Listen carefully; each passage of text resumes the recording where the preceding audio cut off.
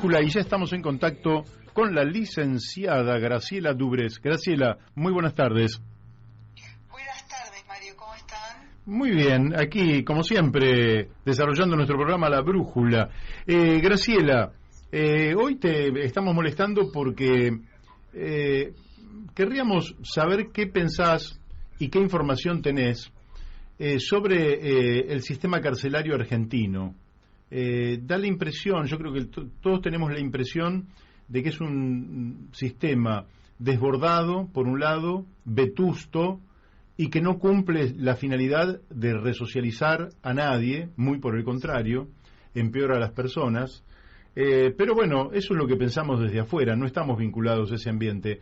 Vos que sí sabés sobre esta materia, porque transitás este tema desde hace muchos años, ¿qué dice tu experiencia al respecto? Mi experiencia al respecto dice que tenés toda la razón.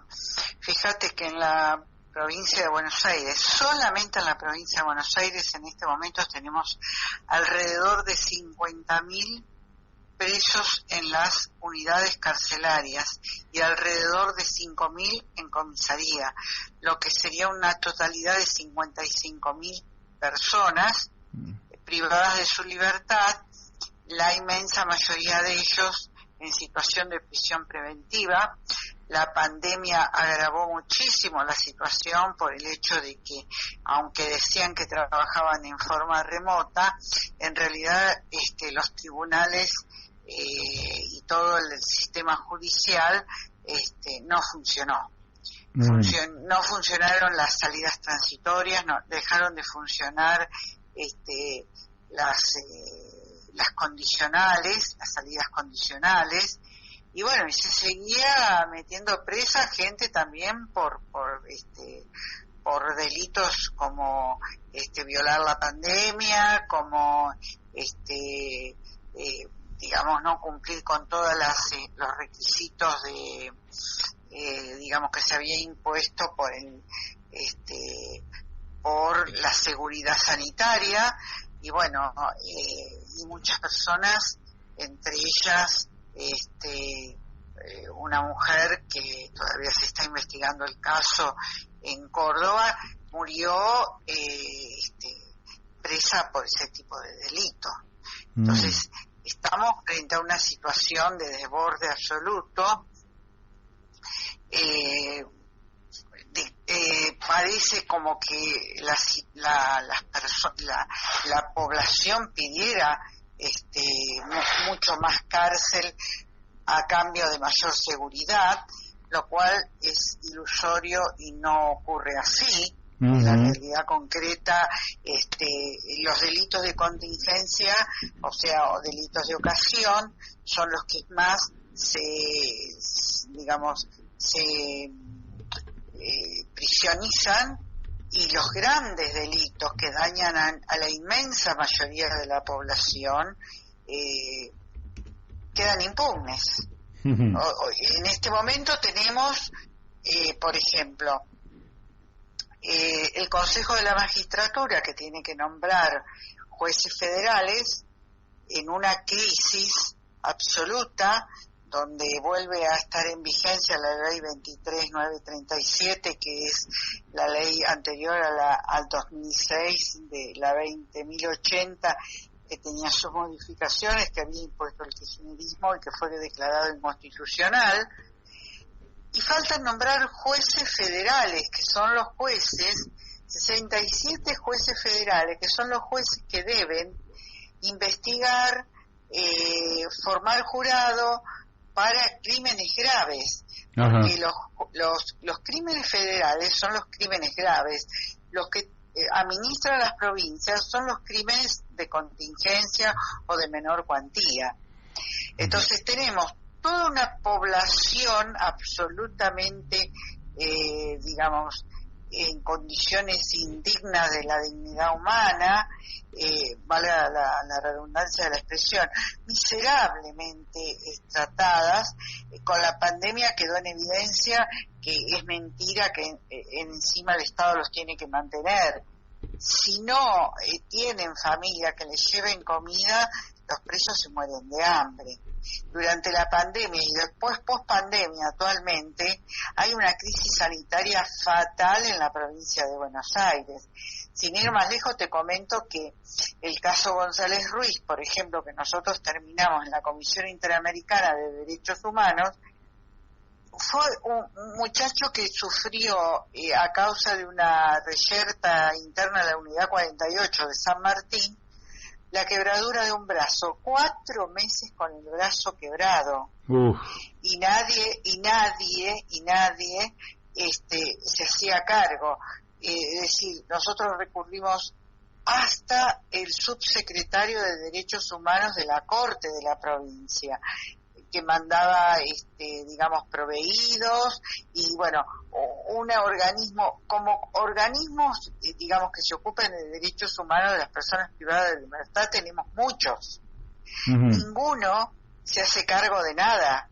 Es todo burocracia, y en la realidad concreta nadie les dice la voluntad política. La voluntad política de este gobierno actual quedó clara cuando Kicillof hizo un anuncio al comienzo de su gestión y durante la pandemia que se iban a construir 10 cárceles.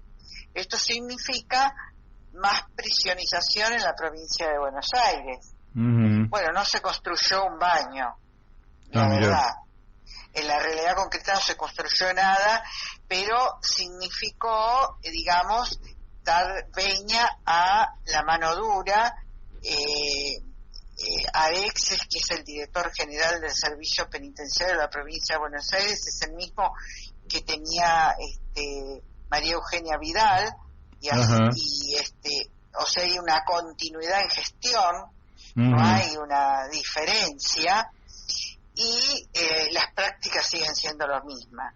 Lo que pasa es que hay un imaginario que se ha instalado a través de los medios masivos de comunicación, con intereses muy espurios, de que mayor prisionización significa controlar el delito y mayor seguridad, y para nada es así.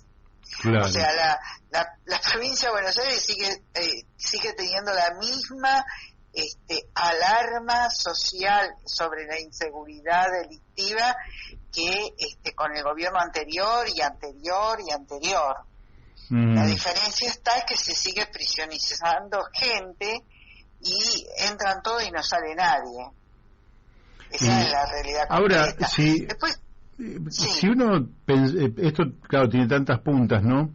Si uno pensara que se neutraliza el delito metiendo a un narcotraficante preso, pero la impresión que uno tiene es que ese narcotraficante, en lugar de operar desde la calle, opera desde la cárcel, pero en definitiva para la población no ha cambiado nada, solo que el tipo está detenido.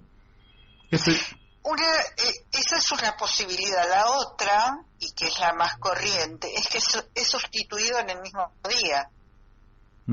A ver, la cadena de comercialización de la droga no para. Se mete un narcotraficante, que no se meten en la Argentina narcotraficantes, lo que se meten son comerciantes del menudeo. Pero pongamos que se mete un traficante, es sustituido automáticamente. Es como meter un gerente de una empresa preso, la empresa pone a otro gerente automáticamente y el negocio sigue funcionando. Claro. Lo que no tenemos es el coraje cívico, pero esto es a escala de Occidente, excepto honrosas excepciones como son los países escandinavos, Austria y te diría Finlandia y Holanda, es blanquear lo que significa el narcotráfico y terminar con la clandestinidad. Esto tendría una doble vía. Por un lado, toda esa masa inmensa de poder del dinero negro se blanquearía. Claro. Por el otro lado, la criminalidad ya no tendría razón de existir. Y por tercero, se tomaría como un problema sanitario y lo que se haría es decir, bueno, vamos a asistir a las personas que se declaren drogodependientes y que quieran ir a comprar la dosis legalmente. Esto, vos podrías hacer un paralelo con lo que fue la ley seca en los Estados Unidos, porque el famoso Al Capone vendía cerveza, coñac, whisky, todas cosas que hoy encontrás en el supermercado. Exactamente. Y el alcoholismo no desapareció. Claro. Pero hoy el alcohólico puede ser tratado en cualquier hospital público, claro, o obra social si el alcohólico, digamos, así lo quisiere o su familia lo instara a tratarse. Hoy por hoy, cualquier chico que quiere dejar la droga no tiene caminos, porque si bien está legalizado el hecho de que las obras sociales, las prepagas y los hospitales públicos deberían tratar a todo drogodependiente, fíjate el caso Chano, por ejemplo, el más conocido para decir, bueno... ¿Qué pasa con Chano? Yo no tengo presente. ¿Qué pasa con Chano? El caso Chano fue, Chano es un cantante, compositor muy reconocido, sí. Estuvo un brote psicótico después de consumir 48 horas seguidas cocaína mezclado con éxtasis, con LSD, tutti li fiocchi. Bueno, la madre desesperada, porque la tenía amenazada y además en un barrio privado hacía un escándalo tras otro, llamó a la prepaga, una muy buena prepaga. Bueno, vinieron con una ambulancia, un psiquiatra, un enfermero, pero él se había trincherado amenazando con un cuchillo al que se quisiera acercar. Terminaron llamando a la policía, que terminó él hiriendo a un agente de policía joven de 27 años que lo enfrentó para detenerlo. A cambio de eso, Chano recibió 2 balazos, uno de esos le interiorizó el páncreas. Por suerte, como estaba la ambulancia ahí, de inmediato lo atendieron. Chano hoy tiene buena salud, sigue en tratamiento psiquiátrico, se desintoxicó, lo tuvieron internado desintoxicándolo, pero también tuvieron dificultades en encontrar un lugar donde internarlo para desintoxicarlo, en medio de una crisis donde era un caso quirúrgico. Imagínate una persona de recursos económicos excelentes en esa situación.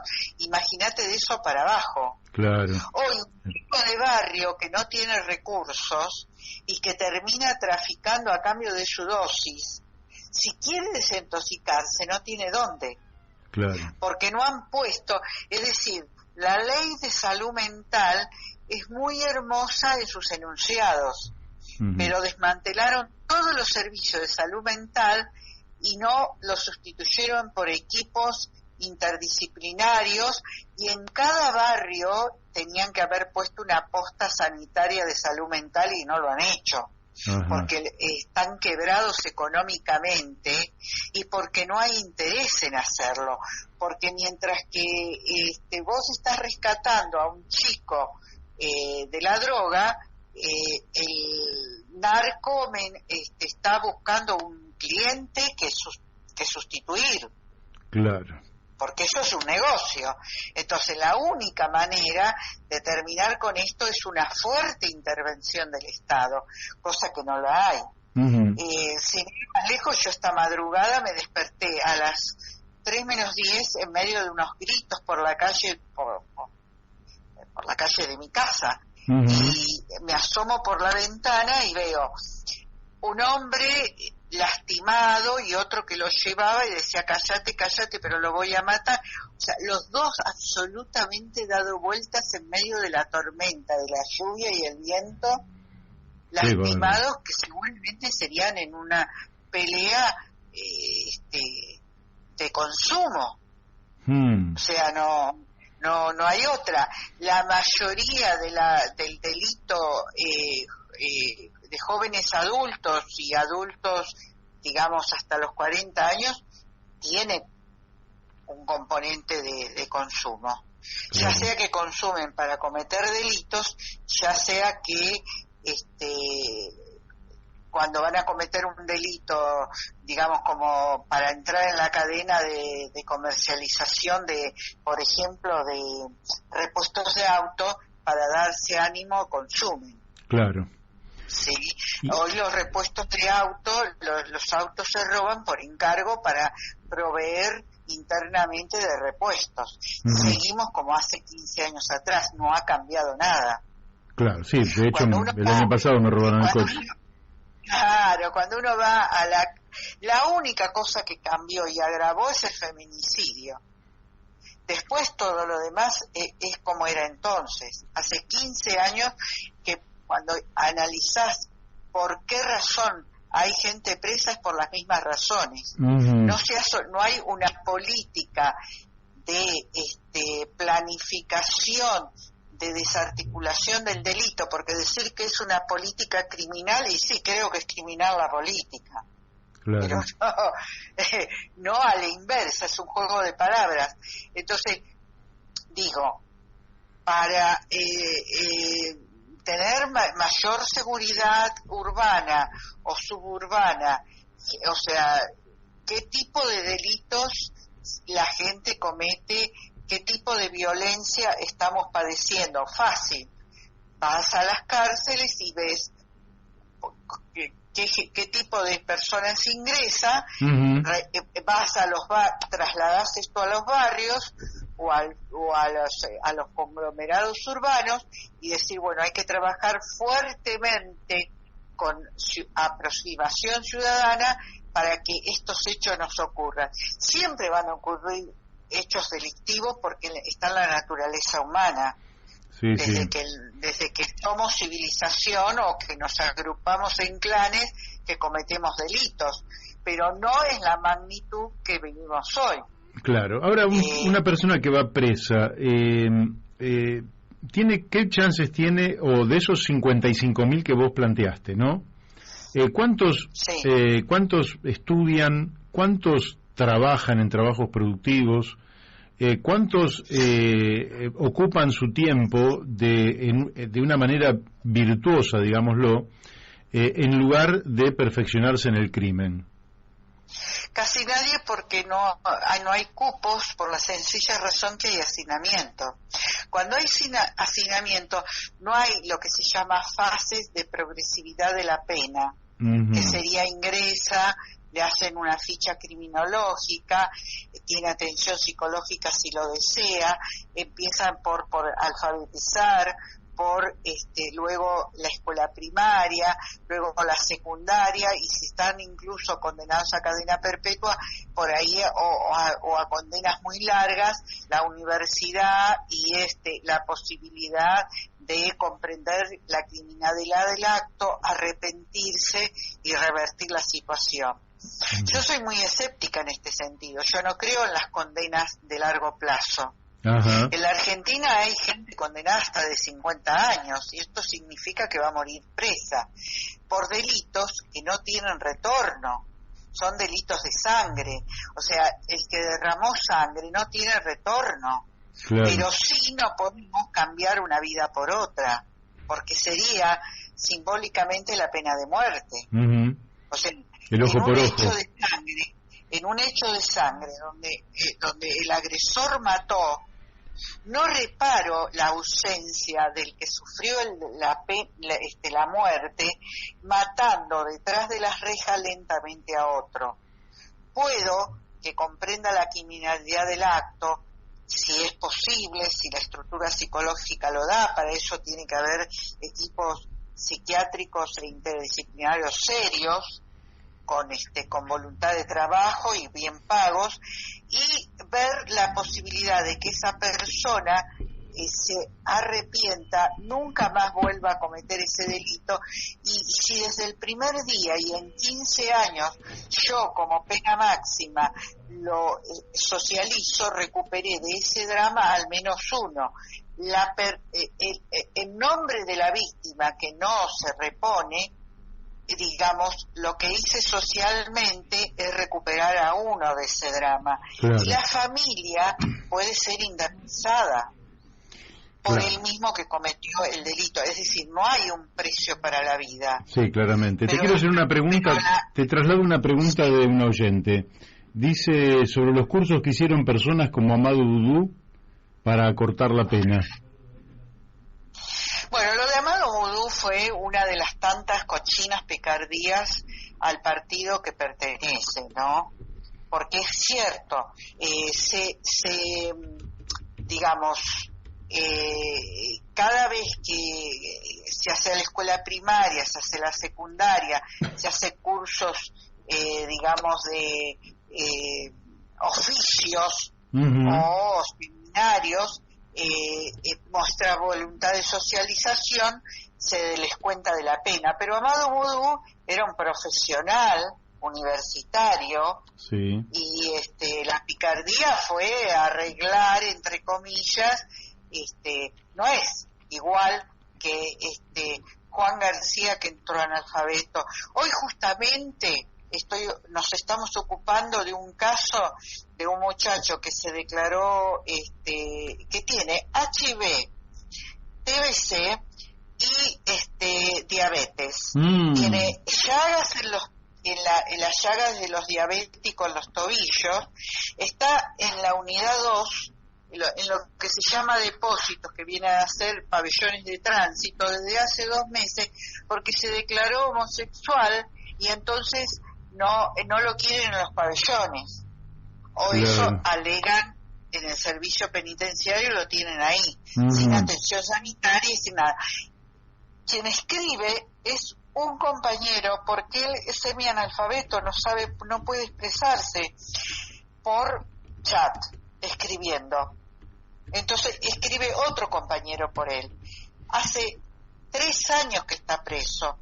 En 3 años nadie lo quiso alfabetizar, o no le avisaron que se podía alfabetizar, o no le arrimaron los elementos necesarios, porque lo ponen en lista de espera y después el juez dice sí, pero no reúne los requisitos porque no está alfabetizado, no mostró voluntad de estudio y va a cumplir la pena hasta el final. Terrible.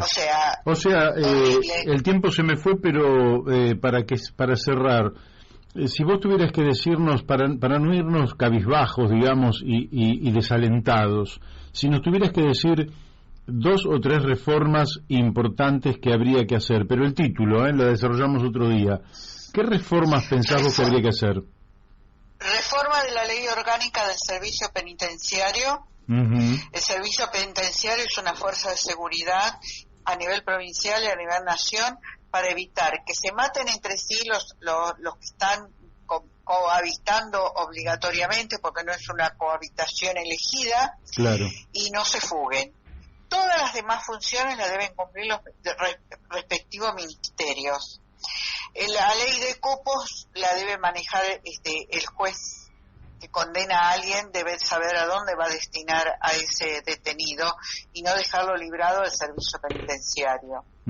La otra, reformar el Código Penal, imponiendo penas razonables en la actualidad y no penas irracionales como 35 años, 50 años de cárcel, porque no lo resiste el presupuesto y porque no lo resiste la realidad concreta. Nadie se socializa en 50 años, muere ahí adentro. Es más, la gente adquiere, la gente privada de su libertad adquiere a los 2 años más o menos de estar ahí enfermedades propias del encierro, y todos terminan con enfermedades absolutamente atendibles y que terminan, digamos, cuando salen son, con el perdón de la expresión, desechos humanos, no personas. y no tienen posibilidad de trabajar ni insertarse. Es muy escasa las personas que logran insertarse socialmente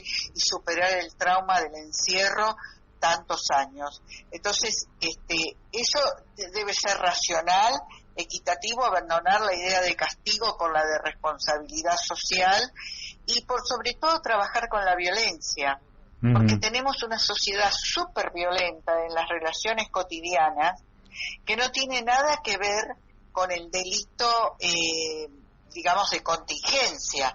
Y después... Última, porque se me fue el tiempo y me están echando. Bien. Bueno. Bien. Mario, un abrazo y gracias por la posibilidad de expresar, digamos, algo que está muy oculto en la sociedad y que realmente es un drama para las personas que están allí, pero esencialmente para sus familiares. Gracias a vos por dedicarte a eso y hoy darnos la oportunidad de escuchar esta problemática. Te mandamos un fuerte abrazo, Graciela. Hasta cualquier momento, Mario. Chau.